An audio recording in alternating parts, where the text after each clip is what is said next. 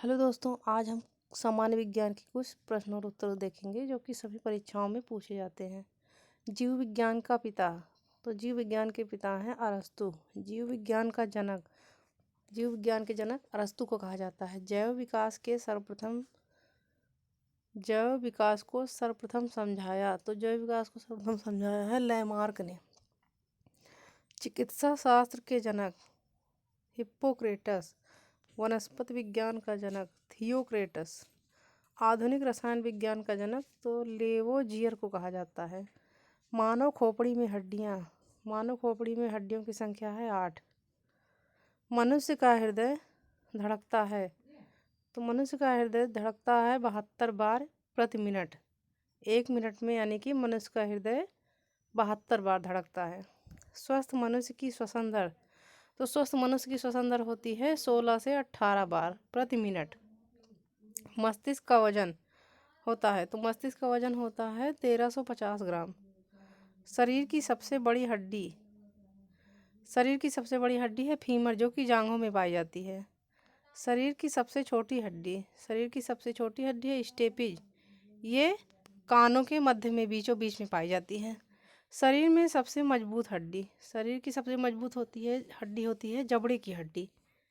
शरीर का सबसे कठोर तत्व है तो ये है एनामिल। मनुष्य के सौंदर्य का अध्ययन कहलाता है केलोलॉजी। शरीर का ताप नियंत्रक ये है हाइपोथैलेमस ग्रंथि, जो कि मस्तिष्क में पाया जाता है। शरीर की सबसे बड़ी ग्रंथि है यकृत, लीवर। मनुष्य में पसलियाँ पाई जाती है तो 12 जोड़ी मनुष्य में पसलियाँ पाई जाती है। शरीर में हड्डियों की कुल संख्या होती है 206। लेकिन जब एक छोटा बच्चा होता है तो नवजात शिशु, तो उसके शरीर में हड्डियों की संख्या होती है 270 से लेकर 300 तक। लेकिन जब वो बड़ा हो जाता है तो उसकी हड्डियों की संख्या हो जाती है 206। मांसपेशियों की कुल संख्या होती है 639। मस्तिष्क का बड़ा भाग कहलाता है प्रमस्तिष्क, सेरेब्रम। शरीर में प्रचुर मात्रा में पाया जाने वाला तत्व है तो वो है कार्बन। मानव विकास, इतिहास एवं परंपराओं से संबंधित विषय कहलाता है एंथ्रियोलॉजी। रसायन विज्ञान का जनक लेवोजियर को कहा जाता है। गैसों के वितरण का नियम दिया है ग्राहम ने। ग्रहों की गति का नियम की खोज की है जोन्स केपलर ने। E बराबर mc स्क्वायर का समीकरण दिया है तो आइंस्टीन ने। जड़त्व के नियम की खोज की है तो गैलीलियो ने। गुरुत्वाकर्षण के नियमों का प्रतिपादक माना जाता है न्यूटन को। प्राकृतिक चयन सिद्धांत के प्रतिपादक तो माना जाता है डार्विन जी को। उत्परिवर्तन का सिद्धांत दिया ह्यूगो डी ब्रीज ने। नेचुरल सिलेक्शन, प्राकृतिक चयन का सिद्धांत डार्विन ने दिया है। मनुष्य के सिद्धांत के प्रतिपादक चार्ल्स डार्विन हैं। आनुवांशिकता के जन्मदाता ग्रेगर मेंडल को कहा जाता है। मेंडल ने अपने प्रयोग के लिए चयन किया था मटर के पौधों का। ग्रेगर मेंडल ने अपने प्रयोग के चयन में मटर के पौधों का उपयोग किया था। आनुवांशिकता के जनक को आनुवांशिकी कहा जाता था तो W.T. वाटसन को कहा जाता है, जिसको कहते हैं W.T. वाटसन। आनुवांशिकी उत्परिवर्तन होता है क्रोमोसोम में। सर्वप्रथम जीन शब्द का प्रयोग किया है जोहानसन ने।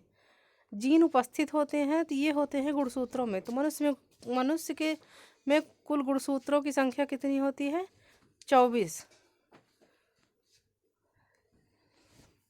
जोड़े। एक जीन एक एंजाइम सिद्धांत प्रतिपादित किया है ब्रीडल एवं टैटग ने। हीमोग्लोबिन में पाया जाने वाला तत्व है लोहा।